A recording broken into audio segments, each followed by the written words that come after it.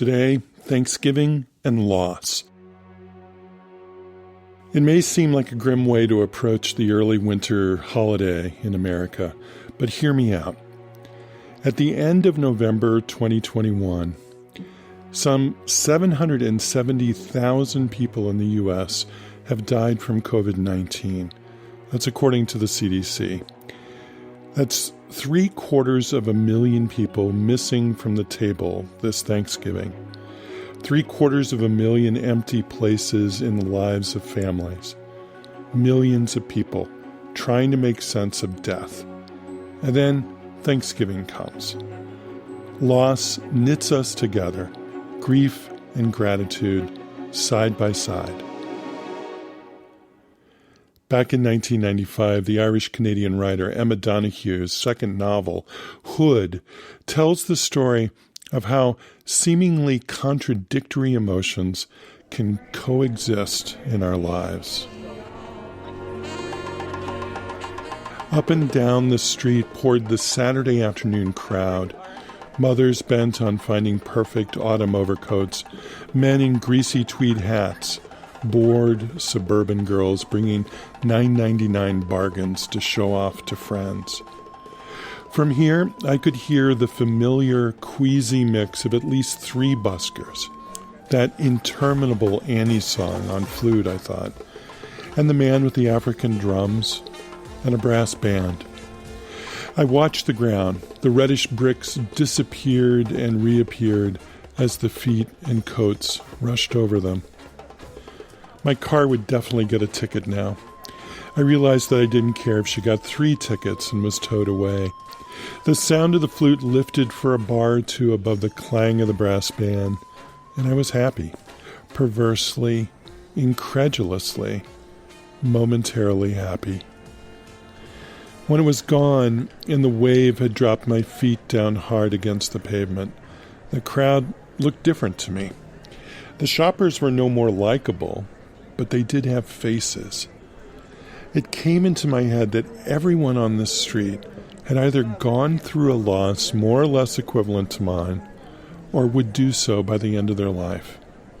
Some would have it easier, some worse, some over and over. Imagine if a giant hand in the sky gestured us to stop, this minute, figures frozen halfway through a stride or a sentence, all along Grafton Street. If the hand gestured for us to tell what was really preoccupying us, then death would be on every second mouth. My mam's gone for more tests, one would admit. And the next, well, my uncle and my teacher went last year. And another, our first was stillborn. And another, I have a feeling this Christmas may be my last. I wanted to make everyone sit down on the sun-warmed pavement, arranging their bags and bundles around them, and turn to their neighbor to talk about this huge headline hanging over us. Who have you lost to death, they would ask each other. Who are you afraid of losing? Who are you glad to see taken? And when do you think death might come for you? The brass band should be playing a triumphant funeral march, and the sun should be making skeleton shadows of our bodies on the gaps of pavement between the groups. The signs behind the polished glass fronts should say, how many shopping days left? It made no sense to be talking about anything else. And why do we pretend to be strangers when we are all webbed together by the people we had lost and the short future we had in common? Through the crowd, I saw a girl running down the street, only the back of her. All I could make out was a rusty head of hair catching the light whenever she emerged from a building's shadow, probably running for a bus or 25 minutes late to meet a friend at Bewley's. She had almost disappeared into the wide mouth of the crowd. I saw something moving, but wasn't sure if it was her. My eyes let her slip. The crowd was swirling. No longer frozen in my vision, it was Saturday afternoon, and there were coats to be tried on, and teacups to drain.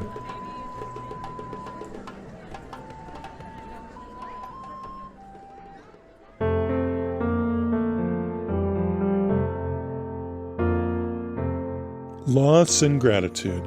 It's the 2021 Thanksgiving edition of the Hear Me Now podcast that comes to you from the Providence Institute for Human Caring.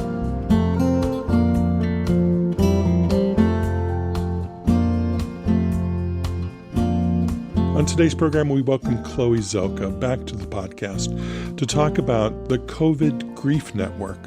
Our mission is to undo isolation for people who are young adults, people in their 20s and 30s who have lost someone close to COVID. Pandemic grievers are confronted with this strange paradox of being bombarded by news that X 100,000 people in our country have lost somebody and actually not knowing anyone or knowing very few people. I'm Sean Collins, speaking to you from a place that was once the homeland of the Niutachi, Osage, and Illini peoples, on the right bank of the Mississippi, at the confluence with the Missouri, mindful of all the unjust loss that statement represents. Stay with us.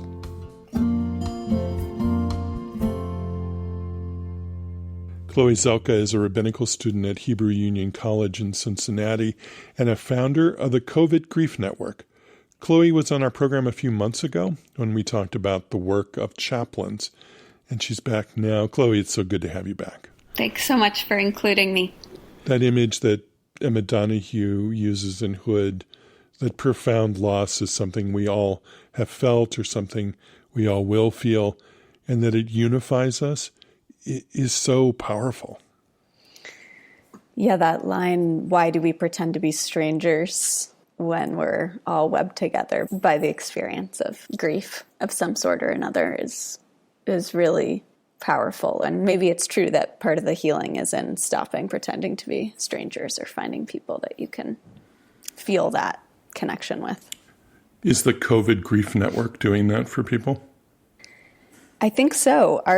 Our mission is to undo isolation for people who are young adults, people in their 20s and 30s who have lost someone close to COVID. And we hear all the time that pandemic grievers are confronted with this strange paradox of often seeing on TV and being bombarded by news that, X 100,000 people in our country and so many people around the world have lost somebody to COVID-19 and actually not knowing anyone or knowing very few people, feeling isolated in their life from young people who've had that experience. And so often meeting with a group of other people your own age who really do get it is transformative immediately. We don't need to even do anything. Often it's just a matter of connecting those people.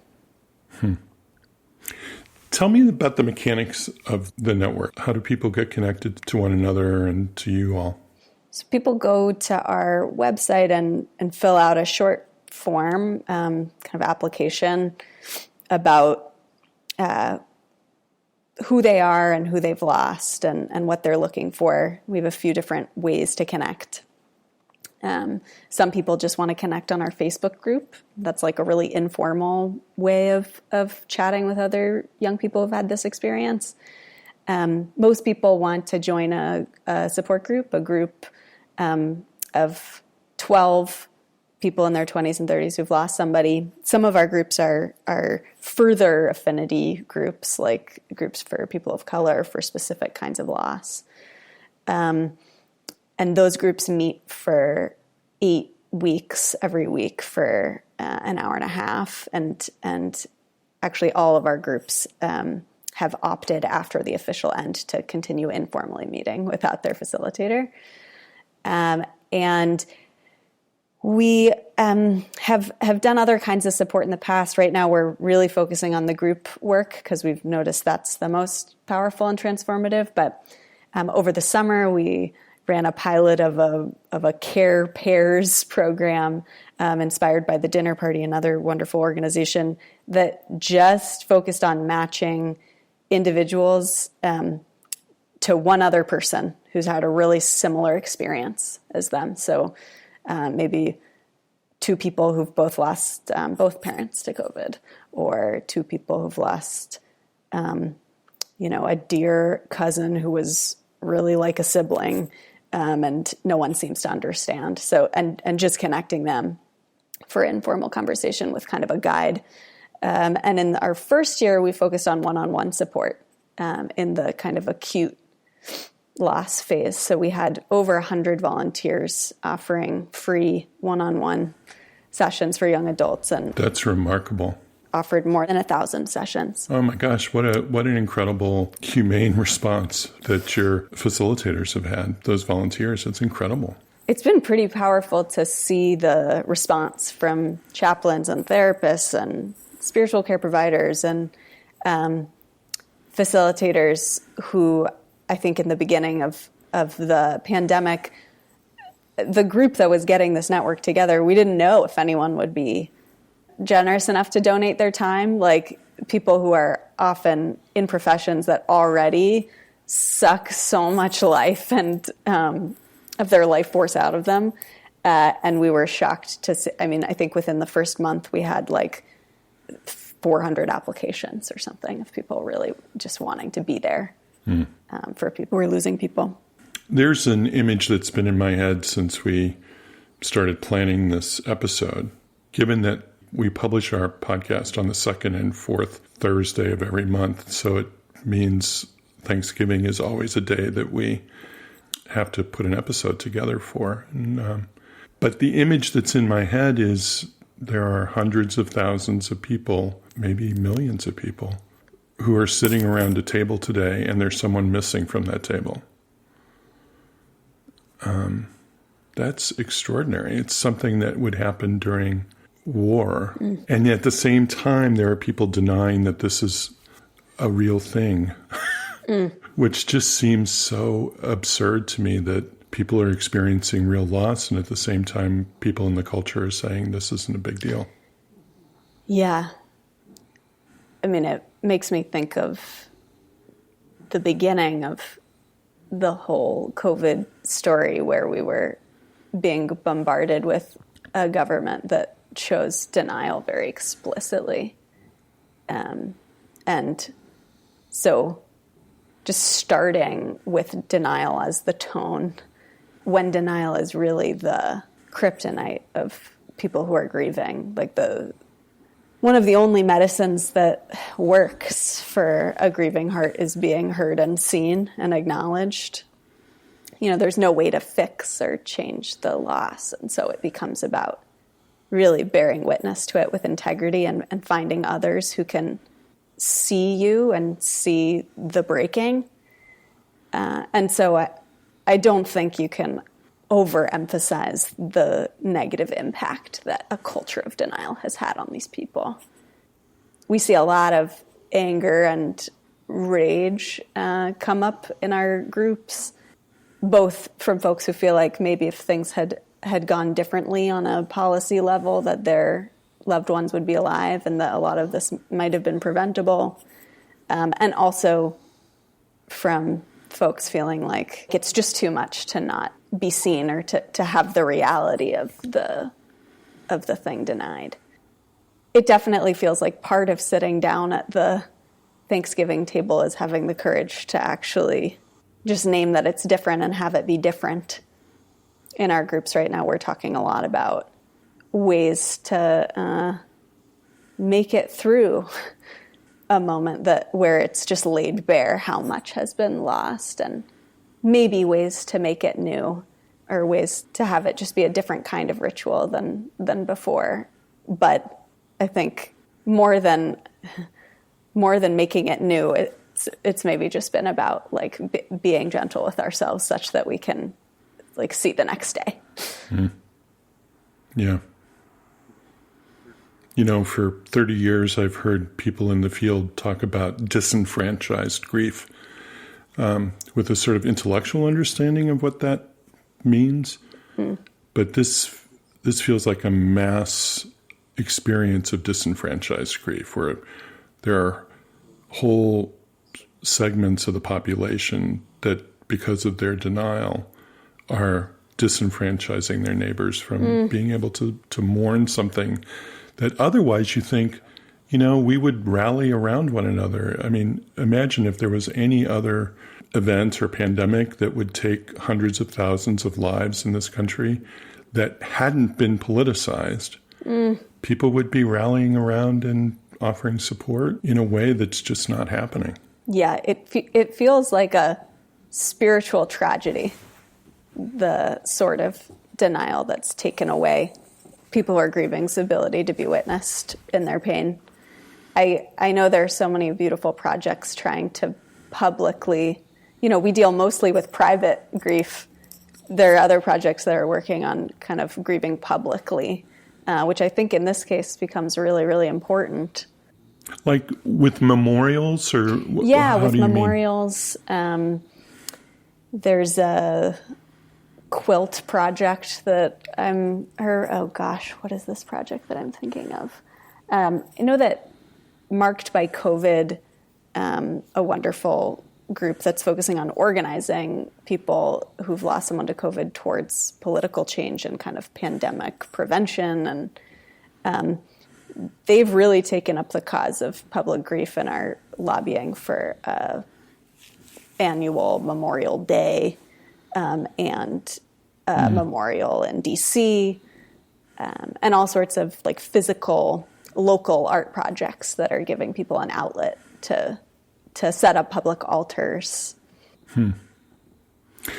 Well, as a 60-year-old gay man, I'll say that the first viral event that I dealt with personally was, of course, HIV and AIDS in its early days, and there was denial about it. I mean, the White House went for years without ever mentioning the name of the disease.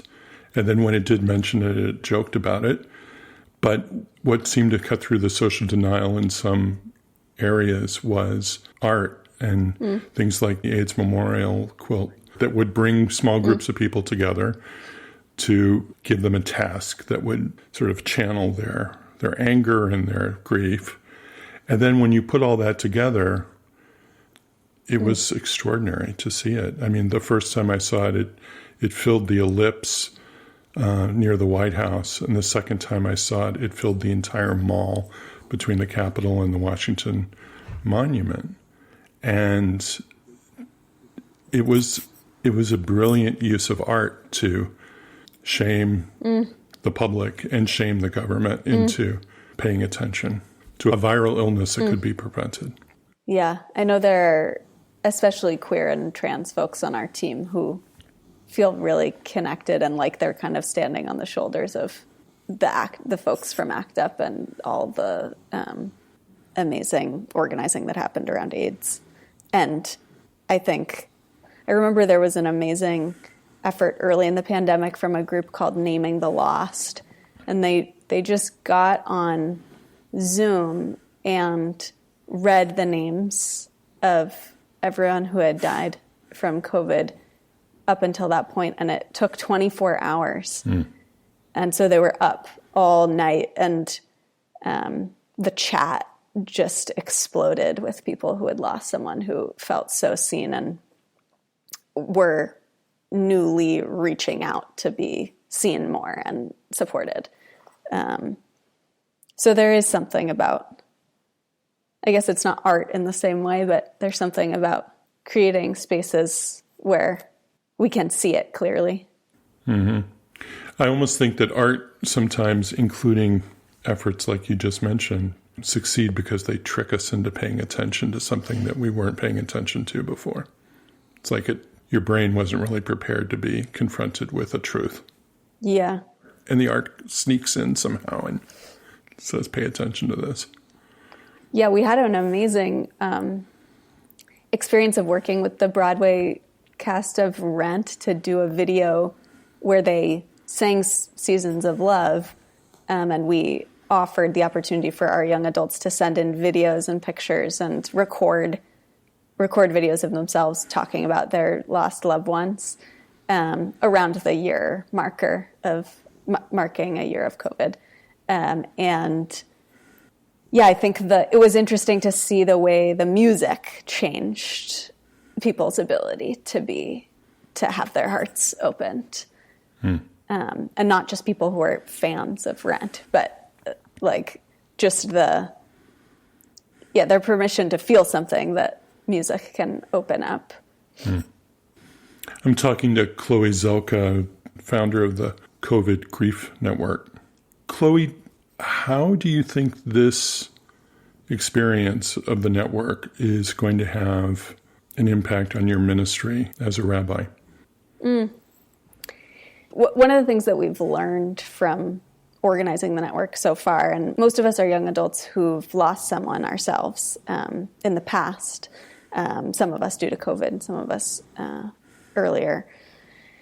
One of the things we've learned is to let the moment lead. You know, I thought of myself as a chaplain in training before COVID hit. I had been working at UCSF Medical Center as a resident and sitting at the bedsides of folks who are ill and dying. But chaplaincy did feel to me as something kind of that takes place in a hospital or at a university or at a prison or in the military, but in these specific places. And as soon as we had a pandemic, I mean, this was true before, but as soon as we had a pandemic where it became clear that spiritual care needed to be everywhere and not everyone is in the hospital or the university or the military or prison, and et cetera, just kind of like having the guts to try something new and see if it totally fell on its face feels like a lesson I want to take into my ministry. And then also just the power of groups. There's a really deep connection between a spiritual caregiver of some kind, grief worker, and the person grieving. But there's also a really powerful connection in just meeting other people who know what it's like, who really, really get it. And we notice that when you get those people together, magic happens. And so it's just connecting people and creating a container that can hold some conversation. What a great lesson to launch into your next career with. Both of those, that ministry of chaplaincy can be something that's going on sort of in the general population. That's such a great image, by the way. It doesn't have to happen in a hospital or a prison or a school. And the other being that groups might be the way to bring healing. I think those are both really powerful. And the group thing has been true for our facilitators too. Because at its best, I think this work changes us permanently, us caregivers, if we let it. So having a group of buddies to walk that path with as you're talking to people who are going through unimaginable pain is really important. So we try to see the care as extending, not just to the young adults, but to the people serving them. I have two rabbi friends here in St. Louis, a couple alumni of your alma mater there in Cincinnati, James Stone Goodman and Susan Talvey. And in the fall of 2020, after the first debate, they felt a broken place, like it was like country was wounded in some way. And as they put it, what we do in our tradition is use the Psalms when someone's sick and the country's sick at the moment. And so they launched into this analysis of the Psalms, sort of praying with them, talking about the text, talking about political implications of the text. And then Jim is a poet, and he would take as a starting point the text and write something new. And they met online every morning except on the Sabbath. And people joined them online. I was there most mornings, and we started with Psalm number 1 and went through Psalm 150 and took them all in a row. And you tried to find what we were being offered there, right? But what was so powerful about it was that we were doing it as a group. There were, 20 people, 15 people, 10 people there, but there was a core group that was often showing up, and it was all being done online, and it was just as valid and powerful as, showing up in a church basement to meet, right? It was life-giving. It kept me sane during that part of the pandemic. Yeah, I don't know if this was a theme in your diving into the Psalms, but it seems to me like one of the most beautiful parts of that part of our wisdom literature is that it really validates the range of human emotion and experience. Precisely. And, you can just see and feel anger and despair and jealousy and hatred. And yeah. I got it after that. I hadn't gotten it before. I had been a monk for 5 years and had chanted those texts with my community. And I never understood I shied away from the anger language. And suddenly I didn't want to shy away from it. I wanted to embrace that. And the songs of ascent and the sort of lifting up of the spirit. Yeah, there's something profoundly powerful in just getting permission to feel it all. And there's, in my mind, or at least in my experience, there's no way to move through it without feeling it all. There's no way out except through when we're going through hard times. So I feel lucky to be a part of a religious tradition that can hold up that kind of just pure expression of emotion as prayer. Mm-hmm.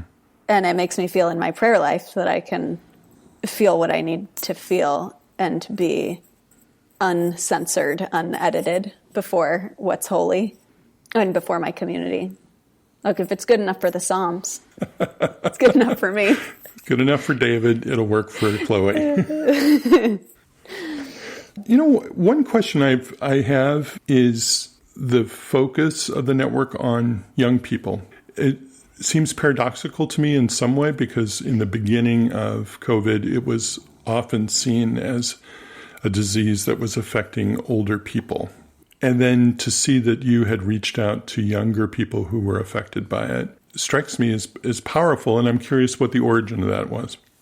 Yeah, so I think it's first important to say that, of course, death of loved ones can be devastating for anyone at any age. But we specifically decided to gather young adults because, firstly, just the stories of the founders of the network, we kind of saw those people as our crew. We had, many of us had experiences of profound loss, losing parents and beyond in our early 20s or before. And we noticed that the experience of grief in that time can sometimes come with a unique kind of isolation. Often one of the first people in a peer group losing someone. And so it can feel hard to turn to friends who don't understand.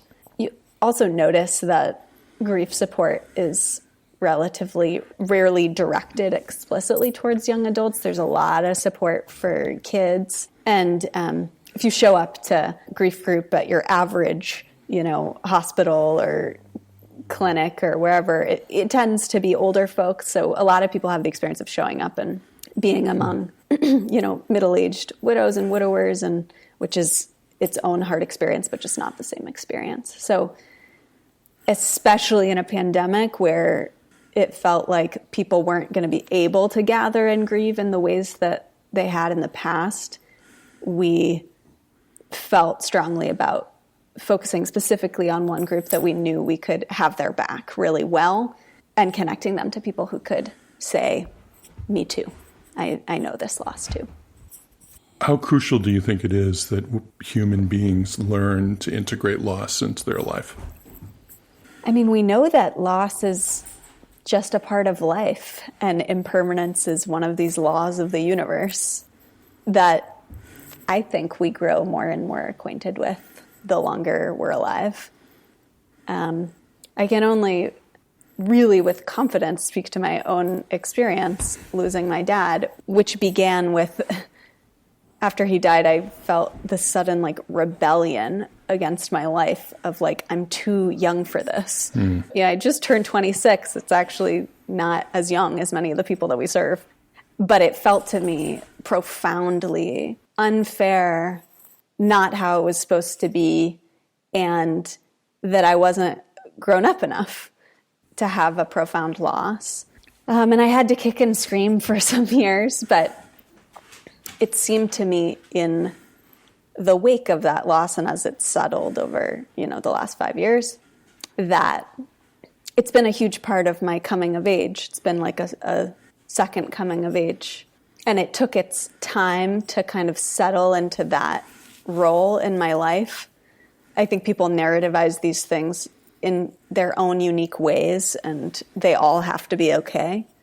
But for me, it has felt like losing and being honest about what we've lost and really looking it in the face and making meaning out of it, which happens in its own time, is a huge part of growing up. And hopefully, I hope, like becoming an elder of sorts, or someday being able to have a wisdom.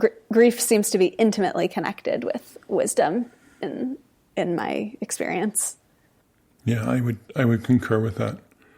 I think my father died when I was 18, and that was it seems to be a really important marker in my maturation. It's like the moment that I had to start dealing with issues that I had ignored as a teenager before that. And then I saw people in my peer group experiencing it in their 20s and their 30s when they suddenly were losing people. And I thought, this is something we go through. And you either ignore it, and I think at your peril, frankly, or you deny its benevolence. I don't know if that's the right word. The Franciscan notion of death being a friend. I think there's a way in which, you can think of death as being a benevolent event, a sort of natural drawing to an end of a life in one way or another. It's not something that we always have to use a sort of militaristic language about, that sort of common headline about so-and-so lost their battle with cancer. It's like they didn't lose a battle. They may have fought a disease, but they didn't lose. It's like this is what happens to all of us. Our life draws to an end, sometimes violently, sometimes tragically, sometimes benevolently. And being able to make meaning, the phrase you used, out of each of those seems to be the responsibility of all of us as human beings. We have to come to terms with it in some way. And it's not coming to terms with our own mortality that I'm talking about. I'm talking about dealing with the fact that people around us are going to die. Isn't there, I know, I'll ask the rabbinical student. Who is the Jewish physician, medieval physician who said, "'Tis a fearful thing to love what death can touch"? Yeah, that's Yehuda HaLevi, who writes beautifully about the challenge of loving what is not forever, which is everything. Yeah. Chloe, it reminds me of the Mary Oliver poem about the 3 things that you have to know how to do. Do you remember? You know that? Yeah, in Blackwater Woods, she says to live in this world, you must be able to do 3 things: to love what is mortal, to hold it against your bones, knowing your own life depends on it, and when the time comes to let it go, to let it go. Yeah. Yeah, I love that it's absolutely crucial to what it means to be a human being. You have to love what's mortal. And yet we spend half of our energy denying our mortality. It's a little absurd. It's hard to look at it. I think often religious traditions or spiritual traditions can help us look at it more clearly. In the fall, we move through the Jewish high holiday cycle, and Yom Kippur comes around, and it's a chance to kind of rehearse our own death. We don't shower, and we don't brush our teeth, and we don't do all these things that are kind of the maintenance of living beings. And we wear traditionally men are wearing the garb that they're buried in, the kittel. And it's kind of a chance to see ourselves as mortal beings with the intention of awaking a sort of spiritual urgency in a safe container, that this life is just once and to fully taste and live it.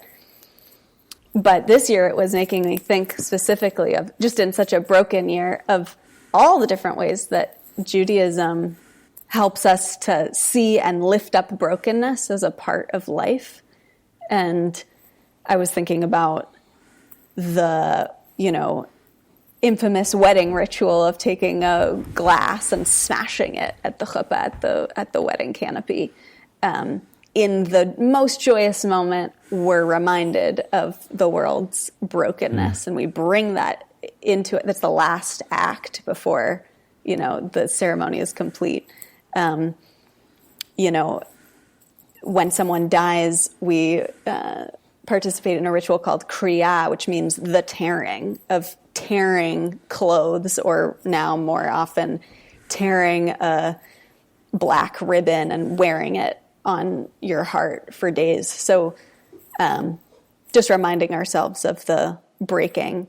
And it made me think of in the Torah when Moses smashes the tablets at the foot of the mountain after grieving the idolatry of the Israelites. He's like struck by his own grief, and then he feels his heart break. He breaks the tablets. And what happens to the tablets? The Talmud says the broken ones, they go in the holy ark and they're carted all around the wilderness and the desert. They don't get discarded, but they're like kept in the holiest place. So there's something holy about grief and about this breaking that most traditions seem to realize. And I think being around people that can see that and being in ritual spaces that aren't afraid of that can be profoundly powerful for people who are going through a massive breaking in their own lives. Yeah, that's so beautiful. Thanksgiving is almost, it's so highly ritualized, but it's not explicitly religious in our culture. It's almost like secular religion for Americans. I'm curious what you make of that holiday and the experience of grief. Like those two ideas together, that we've spoken about the fact that there are people gathered around a table and that there are going to be people missing from that table. But there are other ways that I think that maybe the experience of Thanksgiving and the experience of grief sort of go hand in hand sometimes. Yeah, on, I think, multiple levels of grief and complexity in Thanksgiving. And the first obvious one that comes to mind is that it's also a holiday that marks the genocide of the native peoples in this land. So for a whole group of people, it's inextricably linked to grief and loss. Thank you for remembering that. No, and then I think that it's centered as the family time in mainstream American culture. Perhaps it can be really hard because we know that actually the holidays can bring up more loss than wholeness for all sorts of people, actually for most people maybe. So kind of measuring our own experience against some yardstick of what it is supposed to be gets hard. But I think it can be a really powerful reminder of the way that joy and loss and gratitude actually are, like, together create a minor chord, a really beautiful minor chord or something. They're not opposites, but they work together in strange and mysterious ways we don't understand. And actually reminds me of that Mark Nepo poem, "Everything is beautiful and I'm so sad." It's beautiful. The minor chord image is so powerful.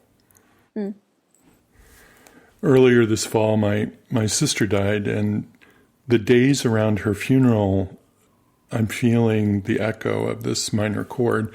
One of the images I can't get out of my head, and I don't really want to get out of my head, is of two of her grandchildren sitting, one on an ottoman, one on the floor, at the feet of two of her lifelong friends, women that she had known for more than 60 years. And seeing those four women, girls, together, talking and laughing the evening that we buried my sister was beautiful and heartbreaking at the same time. It's like the person who's missing from that conversation is the reason why we're all here together, but she's not here. And seeing, that generational compression happen through friendship, it was beautiful. Mm-hmm. But it was that minor chord. It was beautiful and heartbreaking at the same time. Yeah, there are ways in which those moments let the loss land in a way that's hard to do without gathering, without feeling surrounded by the people who knew this person. I know in my own experience, those minor chord moments of really getting to touch my dad's legacy, how he showed up in other people's lives, feel supported and seen by a lot of people who loved him fiercely. Mm-hmm. The loss can land and can kind of start to be digested or kind of metabolized into something new. And when I think about what folks who've lost someone to COVID, especially in the first year, lost on top of their person, it's those moments, those minor chord moments where you can actually feel it. Here's a poem I ran into this week. Patricia McKernon Runkle. When You Meet Someone Deep in Grief is the title. When you meet someone deep in grief, slip off your needs and set them by the door. Enter barefoot this darkened chapel, hollowed by loss, hallowed by sorrow, its gray stone walls and floor. You, congregation of one, are here to listen, not to sing. Kneel in the back pew, make no sound, let the candles speak.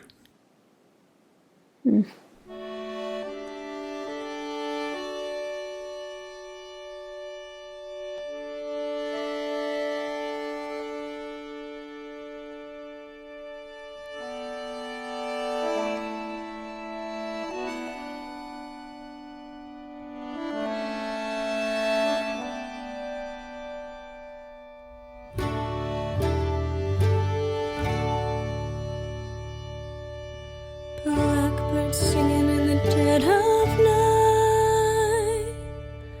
Take these broken wings and learn to fly. All your life, you were only waiting for this moment to arise.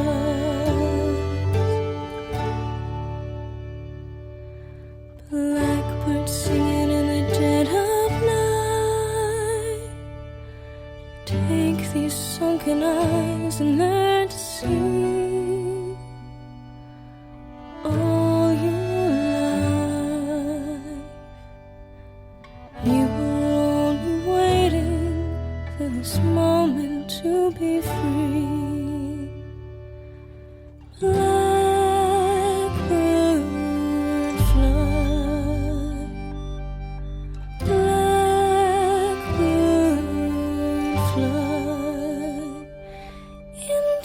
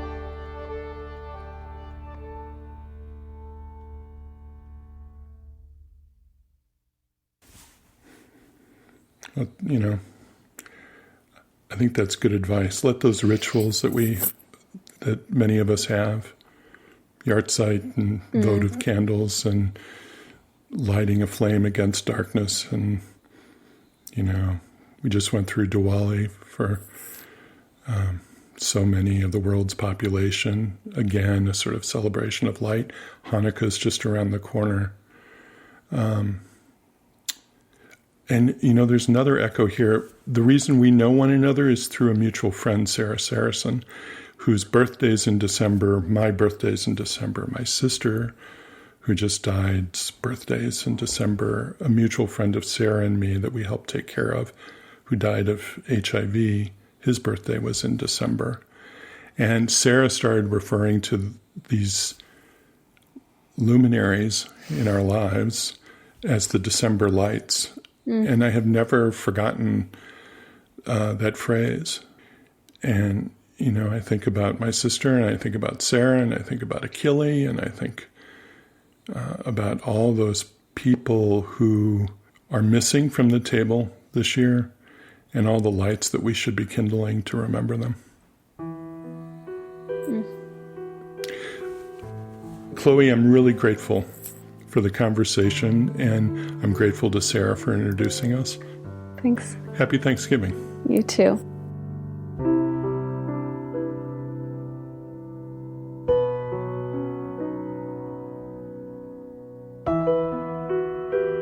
Chloe Zelkha is a rabbinical student at Hebrew Union College in Cincinnati and a co-founder of the COVID Grief Network. You'll find a link to the network on our website, hearmenowpodcast.org. Special thanks this week to our friend Sarah Saracen, and in Thanksgiving for all the December lights. Earlier we heard an excerpt from Emma Donoghue's 1995 novel Hood, published by HarperCollins. Evan Rachel Wood sang Blackbird, written by John Lennon and Paul McCartney, from the soundtrack to the 2007 film Across the Universe. And we're listening now to Thanksgiving from George Winston's recording December on Windham Hill Records.